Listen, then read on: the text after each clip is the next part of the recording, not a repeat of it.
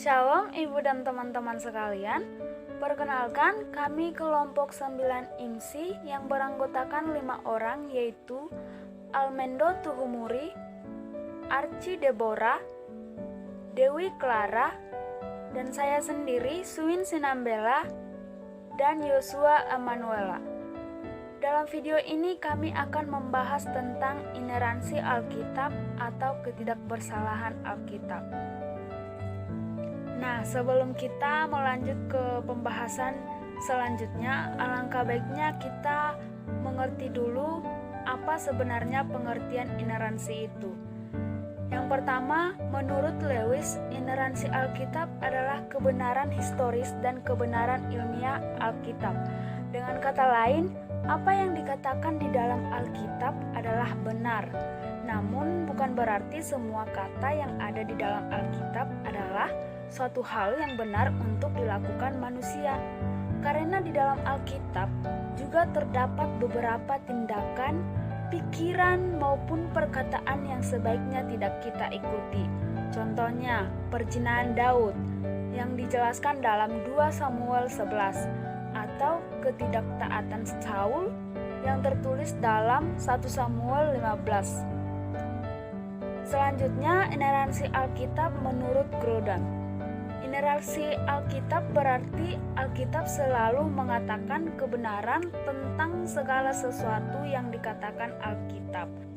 Alkitab menegaskan bahwa apa yang dikatakan tentang pokok apapun adalah benar.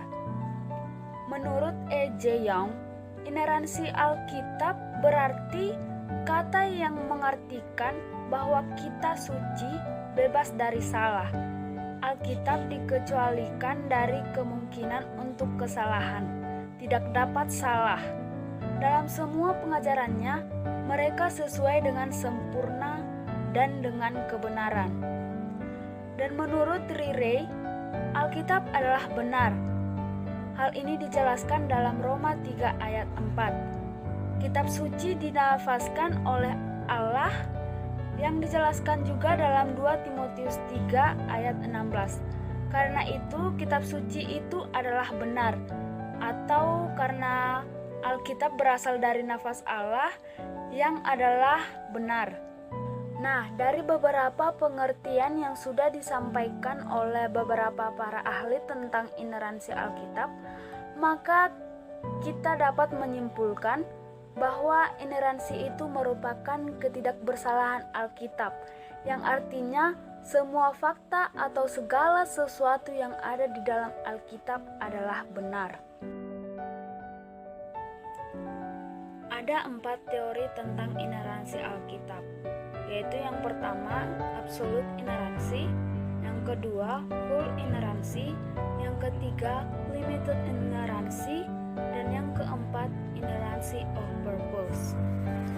Absolute ineransi. Absolute ineransi berbicara mengenai pemahaman Alkitab yang sepenuhnya benar dalam segala hal, termasuk hal data ilmiah dan sejarah. Contohnya dalam Alkitab, yaitu Hakim-Hakim 7 ayat 3, tertulis ada 32.000 orang pengikut Gideon. Maka benar-benar tepat 32.000 orang yang mengikuti Gideon. Pemahaman ini adalah pemahaman yang salah, karena justru memandang Alkitab dengan kacamata yang berbeda dari penulisnya.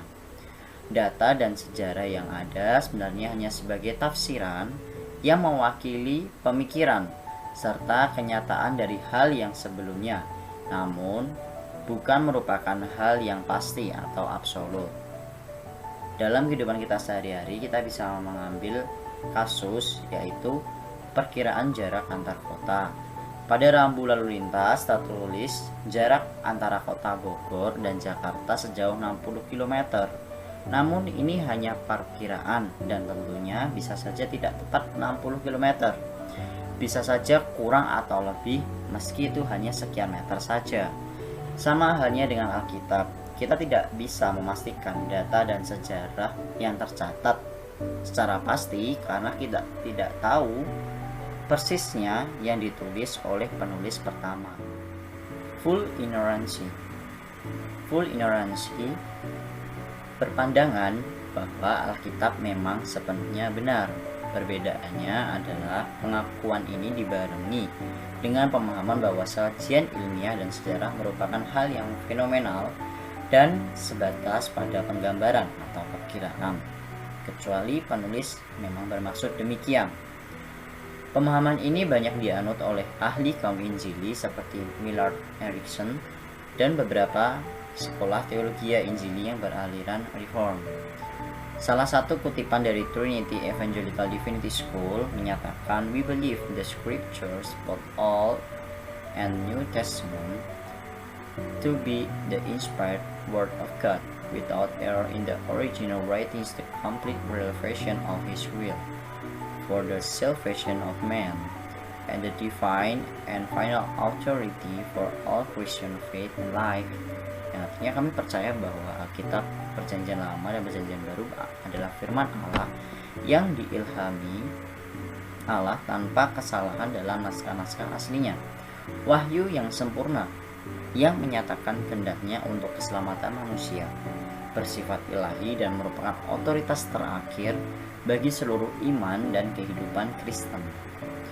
Pemahaman ini menekankan bahwa Alkitab tidak memiliki kesalahan dalam naskah aslinya, naskah yang seutuhnya benar dan berotoritas tertinggi untuk menyatakan kehendak Allah dalam menyelamatkan manusia.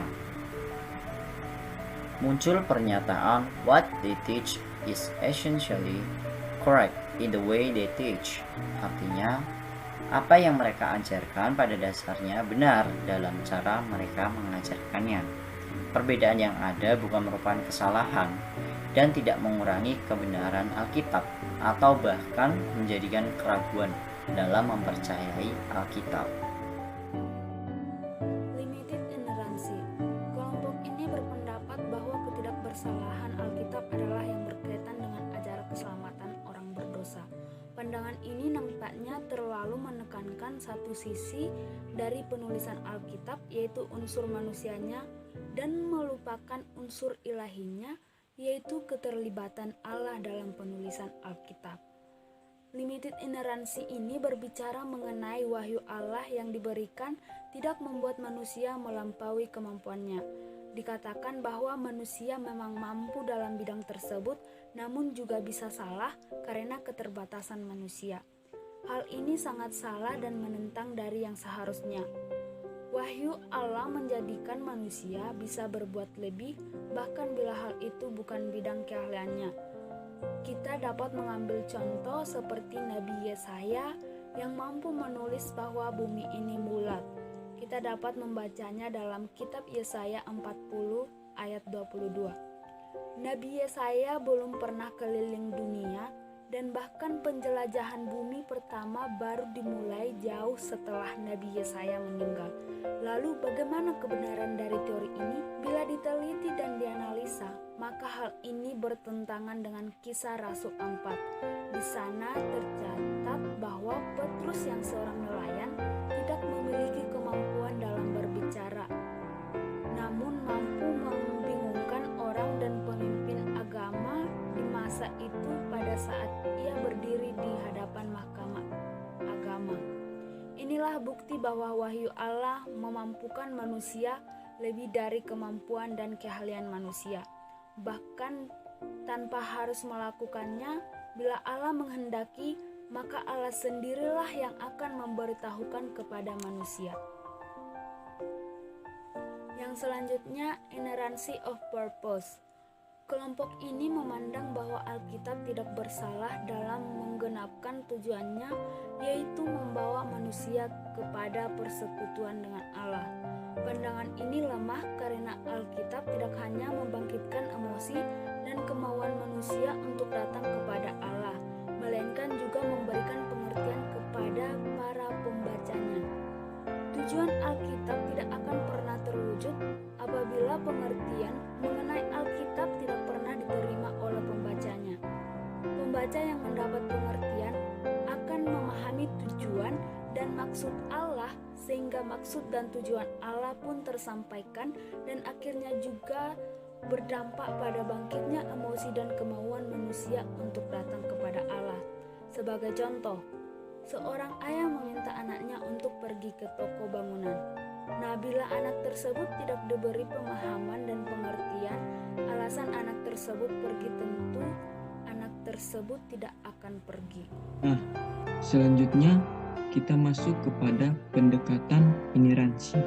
Pendekatan ineransi ini dibagi menjadi 5. Yang pertama pendekatan abstrak, yang kedua pendekatan harmonis, yang ketiga pendekatan moderat harmonis, yang keempat naskah asli, dan yang kelima pendekatan Alkitab memang memiliki kesalahan. Yang pertama, pendekatan abstrak. Hal ini dikemukakan oleh B.B. Warfield. Dia mengakui bahwa terdapat kesulitan yang dapat dia temui di Alkitab. Warfield sudah berusaha untuk memecahkan kesulitan tersebut, tapi ia berpendapat bahwa tidak semua kesulitan dan hal yang dianggap kesalahan harus dapat dijelaskan. Bagi Warfield, kenyataan bahwa Alkitab diilhami oleh Allah dan sebagai akibat wajarnya adalah ketidakbersalahan Alkitab tidak cukup bagi kita. Maka adanya kesulitan tersebut tidak boleh melenyapkan ketidakbersalahan Alkitab. Kemudian kedua adalah pendekatan harmonis. Pendekatan ini diwakili oleh Edward J. Young. Menurut dia, menerima ineransi Alkitab yang berdasarkan Alkitab yang diilhami oleh Allah.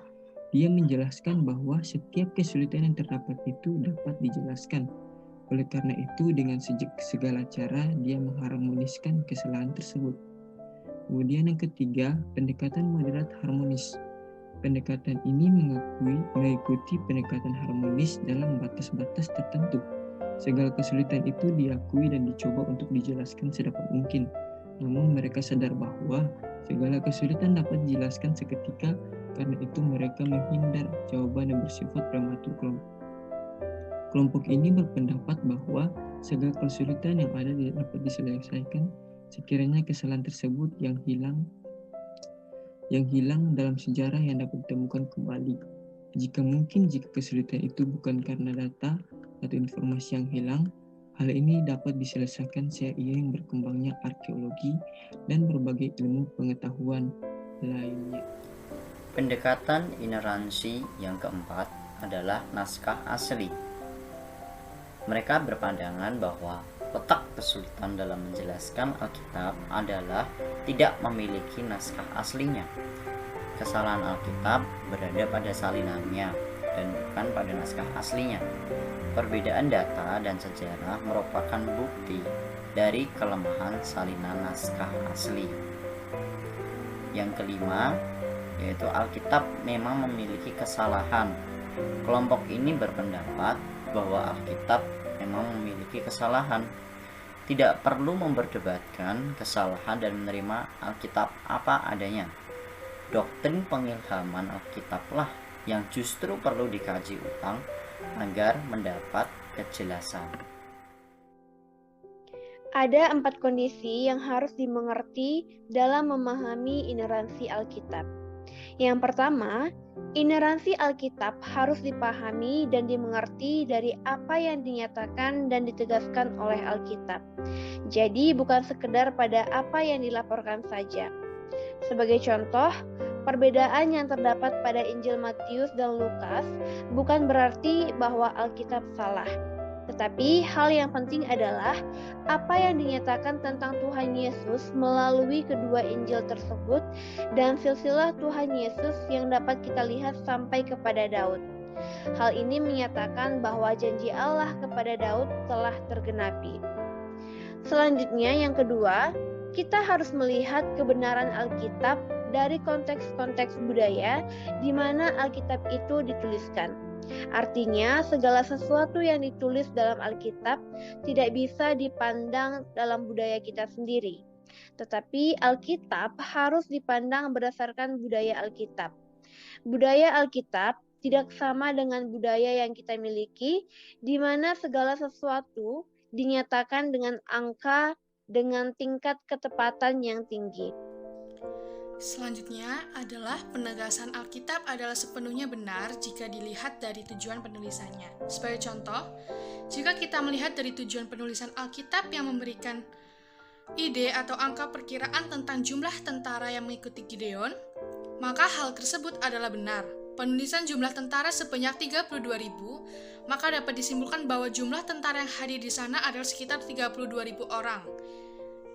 Contoh kedua, jemaat gereja yang mengikuti kebaktian setiap malamnya adalah 5.000 orang. Maka hal yang ingin disampaikan adalah bahwa orang yang hadir di sana adalah 5.000 orang. Hal yang selanjutnya, jika kesulitan dalam Alkitab tidak dapat dijelaskan, maka hal itu tidak berarti terdapat kesalahan. Rasul Petrus juga mengakui bahwa dalam tulisan Rasul Paulus tidak ada hal-hal yang sulit dipahami, tetapi Petrus tidak melihat hal itu sebagai kesalahan. Itu terdapat dalam 2 Petrus 3 ayat 16. Demikian juga halnya dengan kita sebagai orang yang menerima dan percaya ineransi Alkitab, kita tidak boleh memandang kesulitan dalam Alkitab sebagai sebuah kesalahan. Berikut adalah daftar pustaka yang kami gunakan. Sekian presentasi dari kelompok kami. Semoga apa yang sudah kami jelaskan dapat memberkati kalian semua. Kami mohon maaf apabila terdapat tutur kata yang kurang berkenan. Terima kasih dan selamat pagi.